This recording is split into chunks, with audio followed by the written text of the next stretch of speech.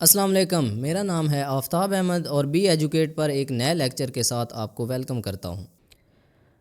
आज के इस लेक्चर में हम यूनिट नंबर 2 स्टार्ट करेंगे प्रॉब्लम सॉल्विंग टेक्निक्स कि प्रॉब्लम्स को सॉल्व करने के कौन कौन से मेथड्स हैं, कौन कौन से टेक्निक्स हैं, तरीके कौन कौन से हैं, प्रॉब्लम्स को हम कैसे सॉल्व करते हैं। ओके, इस यूनिट में हम जो चीज़ डिस्कस करेंगे, एक तो हम पार्ट्स एंड होल के बारे में हम पढ़ेंगे और उनके रिलेशनशिप के बारे में कि कुल क्या होता है और उसका जुज़ क्या होता है, पार्ट क्या होता है और होल क्या होता है और उनके दरमियान रिलेशनशिप क्या होता है। इसके बाद सेकंडली हम यूनिट्स एंड रेट्स के बारे में पढ़ेंगे, यूनिट्स क्या होते हैं और रेट्स क्या होते हैं और उनकी एप्लीकेशंस क्या हैं रियल लाइफ के अंदर, डेली लाइफ के अंदर।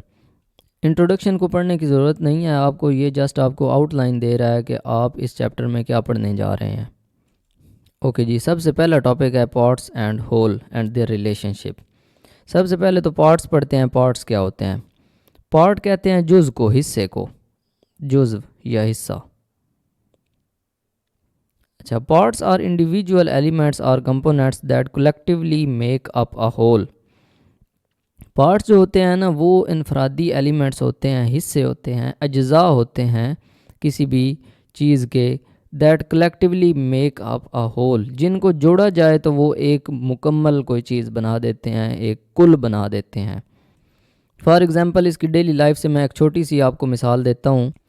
फॉर एग्ज़ाम्पल, आपने दीवार देखी होगी, वॉल जो होती है, मैं यहाँ पे ड्रॉ करता हूँ। अच्छा, यहाँ से ऐसे कर लेते हैं।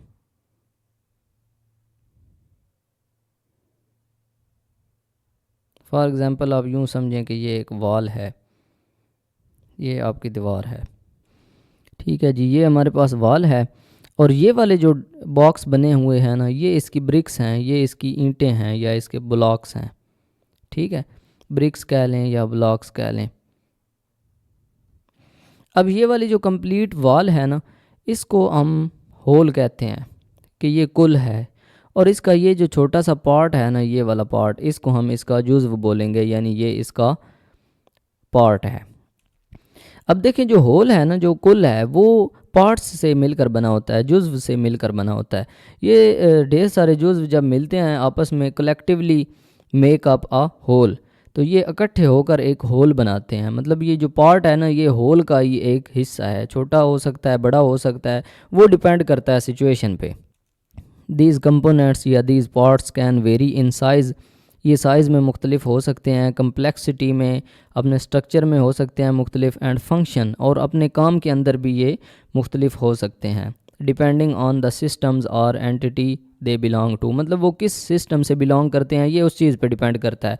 अब देखें ना, ईंटें जो होती हैं, ब्रिक्स जो होती हैं, आपने देखी होंगी, वो मुख्तलिफ होती हैं। और जो आजकल वो सीमेंट के और बजरी और वो चीज़ें मिक्स करके जो ब्लॉक्स तैयार किए जाते हैं, उनका स्ट्रक्चर मुख्तलिफ होता है, उनका साइज़ मुख्तलिफ होता है, ब्रिक्स का साइज़ मुख्तलिफ होता है। तो ये डिपेंड करता है, सिस्टम पर डिपेंड करता है कि वो किस सिस्टम से बिलोंग करते हैं। तो उस रिस्पेक्ट से उनका साइज़, उनकी कम्प्लेक्सिटी, उनका फंक्शन जो है ना, वो वेरी करता है, मतलब चेंज होता रहता है। बेसिकली पार्ट क्या है? ये एक इंडिविजुअल एलिमेंट है या कंपोनेंट है जिसके जो मिलकर collectively make up a whole, जिससे मिलकर होल बनता है। Each part may have its own characteristics, properties and interactions. हर पार्ट जो है उसकी अपनी खसूसियात होती हैं, अपनी उसकी प्रॉपर्टीज़ होती हैं और उसका अपना ही इंटरेक्शन होता है। मतलब सिस्टम के साथ जो उसका तामुल होता है, सिस्टम के साथ जो वो इंटरेक्ट करता है, वो अपने तरीके से करता है। हर पार्ट जो है ना, उसकी अपनी खसूसियात होती हैं। इसके बाद है जी whole. The whole represents the entirety. Entirety का मतलब है कि इंटायर जो सिस्टम है वो सारा होल कहलाता है। जो पार्ट्स से मिलकर बना होता है ना, जिसमें सारे पार्ट्स इंक्लूड होते हैं, उस सिस्टम को हम होल बोलते हैं। Are the sum total formed by the combination of its parts. मतलब जितने भी उसके पार्ट्स के कम्बिनेशन है ना, जितने भी उसके पार्ट्स हैं, उनको मिलाकर जो टोटल बनता है ना, उसको हम होल बोलते हैं। उर्दू में इसको कुल बोलते हैं, कुल। It is unified entity that emerges from integration or organization of its constituent parts. ये अपने constituent parts जो होते हैं ना, जो उसके सब parts होते हैं, मतलब उसके जो हिस्से होते हैं, components होते हैं, उनकी इंटीग्रेशन कहते हैं सम को इकट्ठा करना। सम्मेशन भी आप यहाँ पे लिख सकते हैं। सम करके उनको इकट्ठा करके ऑर्गेनाइज करने से ये बनता है जो होल है। It is unified entity. Unified का मतलब होता है ना यूनाइटेड से निकला है, यूनिफाई मतलब इकट्ठा करना, इत्तेहाद करना, मुत्तहिद करना। तो ये एक मतलब इकट्ठा करके ना बहुत सारी चीज़ों को इकट्ठा करके बनाई गई एंटिटी है, बनाई गई चीज़ है जो एमर्जेस मतलब कैसे वजूद में आती है, कैसे बनती है। इंटीग्रेशन और ऑर्गेनाइजेशन ऑफ इट्स पार्ट्स, ये अपने हिस्सों को मिलाने से, जमा करने से बनती है। The whole often exhibits properties और behaviours that are distinct from its individual components. अच्छा, होल जो होता है ना वो अपना जो कंस्टिट्यूएंट पार्टिकल्स हैं, जो कंस्टिट्यूएंट एलिमेंट्स हैं, कंपोनेंट्स हैं या उसके जो पार्ट्स हैं, उनसे उसकी प्रॉपर्टीज़ या उसका बिहेवियर डिफरेंट हो सकता है, नहीं भी हो सकता, उन जैसा भी हो सकता है, उनसे डिफरेंट भी हो सकता है। ऑफन अक्सर वो कहता है कि वो डिफरेंट ही होता है। इसकी मिसाल आप वही दीवार से ले लें, उसकी ब्रिक्स, और वो देख लें कि अगर एक सिंगल ब्रिक है आपके पास, ये एक ब्रिक है, छोटी सी ईंट है, इसको आप तोड़ना चाहें तो हो सकता है आप एक दो हिट्स लगाएं और ये टूट जाए। लेकिन यही अगर वॉल के अंदर होगी, ये दीवार के अंदर अगर मजबूती से जड़ी हुई होगी, तो फिर हो सकता है आप 5-7 लगाएं हिट्स, फिर भी ये ब्रेक ना हो। तो इस तरह होल के अंदर जो है ना इनकी प्रॉपर्टीज़ चेंज हो सकती हैं। होल जो है उसकी पार्ट्स से प्रॉपर्टीज़ डिफरेंट भी हो सकती हैं और अक्सर औक़ात डिफरेंट होती हैं। इसके बाद रिलेशनशिप, यानी उनका आपस में तल्लक क्या है, पार्ट्स और होल्स के दरमियान क्या रिलेशनशिप है। The relationship between parts and holes is one of interdependence and emergence. Parts और होल्स के दरमियान, जुज़्व और कुल के दरमियान जो रिलेशनशिप है ना, वो एक तो इंटरडिपेंडेंस है, मतलब उनका एक दूसरे पर इन्हसार है, और दूसरा एमरजेंस, उनका जो उभरना है, जो वजूद में आना है, वो भी एक दूसरे पर डिपेंड करता है। Parts interact with each other and contribute to the functioning and behaviour of whole. Parts जो हैं वो एक दूसरे से जुड़ते हैं, एक दूसरे के साथ इंटरेक्ट करते हैं, और फिर क्या करते हैं, contribute to functioning and behaviour of the whole, और वो कुल बनाने में मदद करते हैं, मतलब कुल बनने का सबब बनते हैं। आपस में इंटरेक्ट करके, जुड़कर वो एक कुल की शक्ल इख्तियार करते हैं। The whole in return influences the behaviour and properties of its constituent parts. और उसके मुकाबले में होल इन रिटर्न, उसके जवाब में या उसके बदले में जो होल है वो भी इन्फ्लुएंस करता है बिहेवियर एंड प्रॉपर्टीज़। वो उन पार्ट्स के रवैयों और उन पार्ट्स की जो प्रॉपर्टीज़ हैं, उनकी खसूसियात हैं, उस पर इन्फ्लुएंस करता है, असरअंदाज होता है। होल जो होता है वो भी अपने पार्ट्स पर असरअंदाज होता है। एमरजेंट प्रॉपर्टीज़ यानी जो उभरने वाली प्रॉपर्टीज़ हैं, करैक्टरिस्टिक्स, खसूसियात, बिहेवियर्स, रवैये में arise at the level of the whole. तो वो होल के लेवल पर ये सारी चीज़ें जो है ना, प्रॉपर्टीज़, करैक्टरिस्टिक्स एमर्ज होती हैं, उभरती हैं, which can not be fully explained by examining in individual parts in isolation. मतलब वो जो सारे पार्ट्स होते हैं ना, उनको अलग-अलग इंडिविजुअल पार्ट्स को एग्जामिन करते हैं। एग्जामिन का मतलब है उनको एनालाइज करते हैं, उनको स्टडी करते हैं, और फिर आइसोलेशन का मतलब है उस सारे सिस्टम को इकट्ठा, उन सारे पार्ट्स को अलग अलग हम डिस्कस करते हैं, तो वो पूरे जो होल है उसकी प्रॉपर्टीज़ आ जाती हैं। मतलब होल को अंडरस्टैंड करने के लिए हमें उसके जो पार्ट्स हैं उनको अंडरस्टैंड करना पड़ता है। अगर हम पार्ट्स की प्रॉपर्टीज़ तक रसाई हासिल कर लेते हैं तो फिर उनको यूज़ करके हम जो होल है उसकी भी प्रॉपर्टीज़ पर पहुंच जाते हैं। लेकिन होल और पार्ट्स की प्रॉपर्टीज़ के अंदर कुछ डिफरेंस हो सकता है, वो पहले भी बात हो चुकी है कि होल की जो प्रॉपर्टीज़, उसकी करैक्टरिस्टिक्स हैं, वो ऑफन में डिफ़र फ्रॉम पार्ट्स, मतलब अक्सर वो मुख्तलिफ होती है। इसके बाद है examples.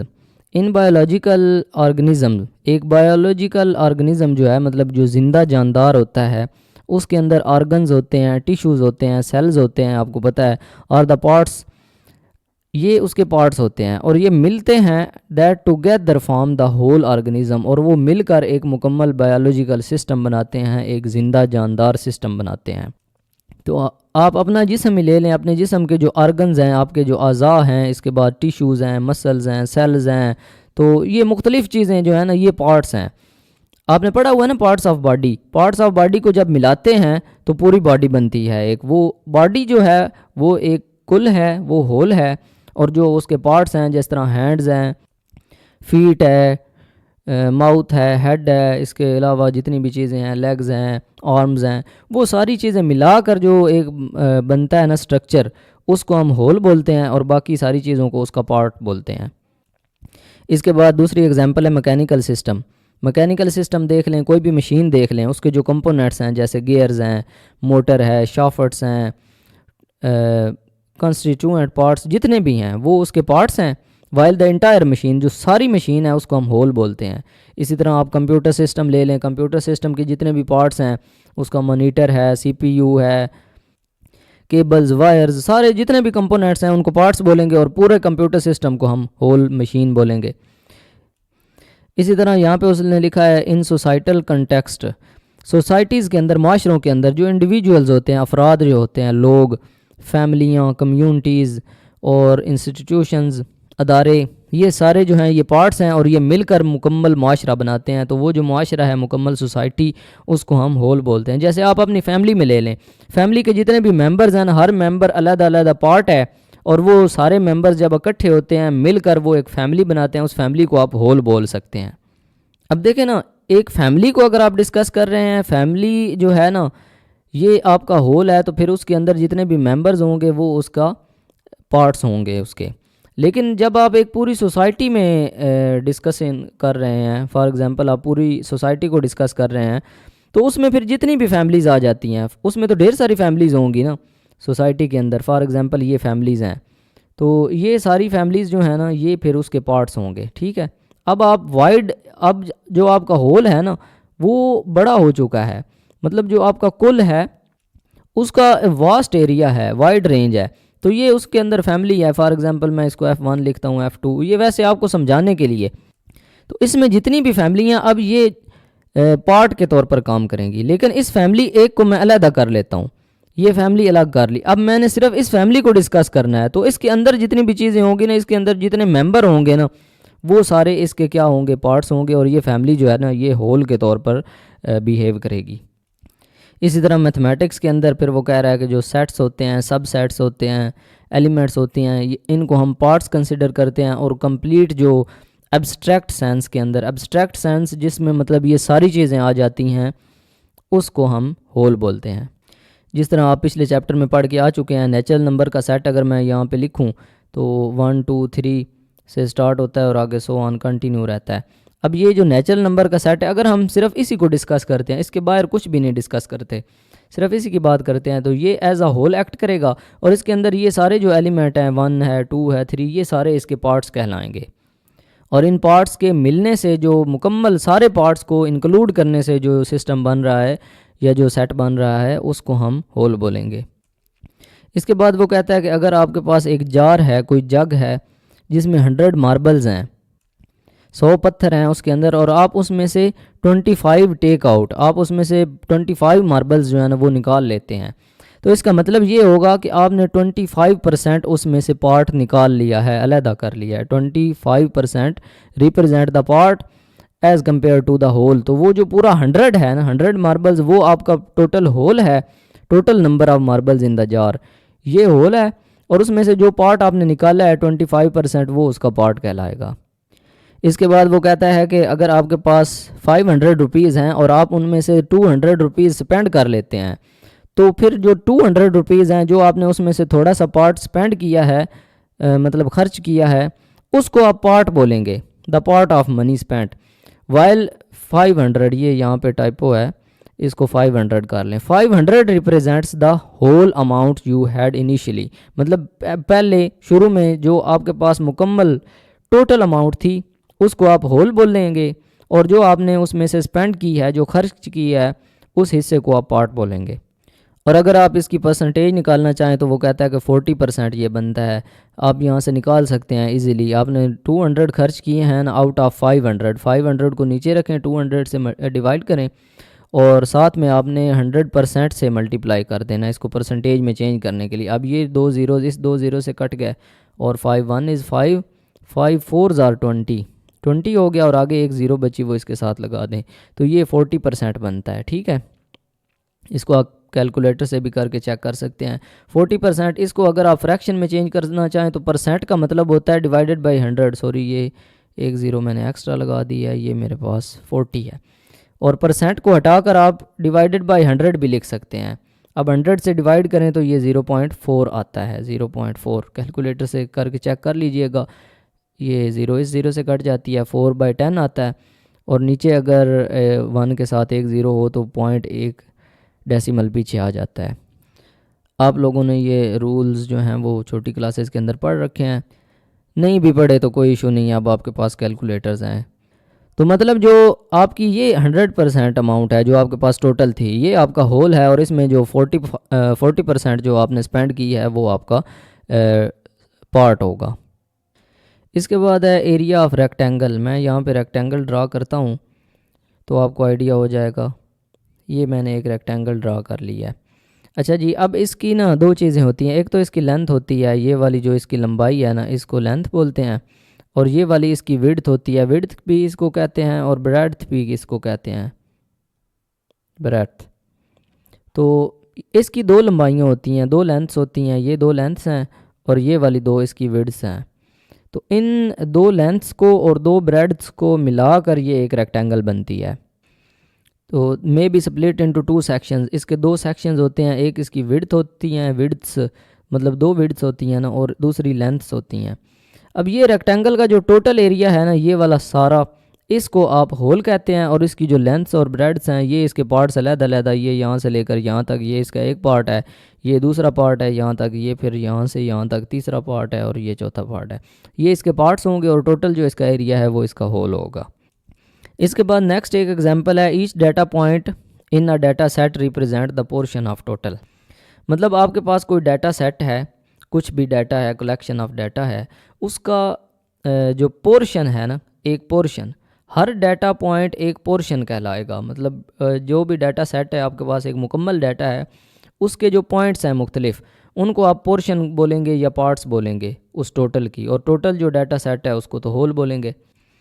Each data point is said to be portion या part of total and collection of data points, collection of all data points, वो जो सारे डाटा पॉइंट्स हैं उनका इकट्ठ, उनका मजमूआ, एज अ होल, ठीक है, रिप्रेजेंट्स द फुल डाटा। मतलब फुल जो डाटा है वो उसको हम होल बोलेंगे।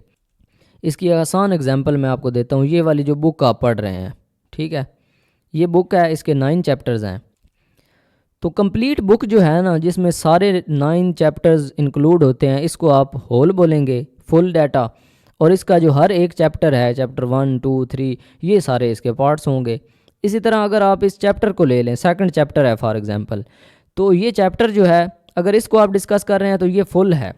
अगर ये आपका डाटा है तो ये फुल है, और इसके जो हर टॉपिक होगा, हर पॉइंट होगा, वो इसका पार्ट होगा। इसी तरह वो कहता है कि एक अलजेब्रिक एक्सप्रेशन है, एक अलजबरी एक्सप्रेशन है, फॉर एग्जांपल 2x + 3, ये रैंडमली उसने एग्जांपल दी है, तो ये एक होल है। ये जो सारी एक्सप्रेशन है ना मुकम्मल, इसको आप होल बोलेंगे। और ये 2x और ये 3, ये दोनों इसके पार्ट्स हैं। इन दोनों पार्ट्स को एक ऑपरेशन से, किस ऑपरेशन से, एडिशन से उसने इनको इकट्ठा कर दिया, कलेक्ट कर दिया, ऐड कर दिया, तो ये होल बन गया, मुकम्मल बन गया। The whole expression represents a combination of these parts. मतलब इन दोनों पार्ट्स का कम्बिनेशन जो है, इस कम्बिनेशन को आप होल बोलते हैं।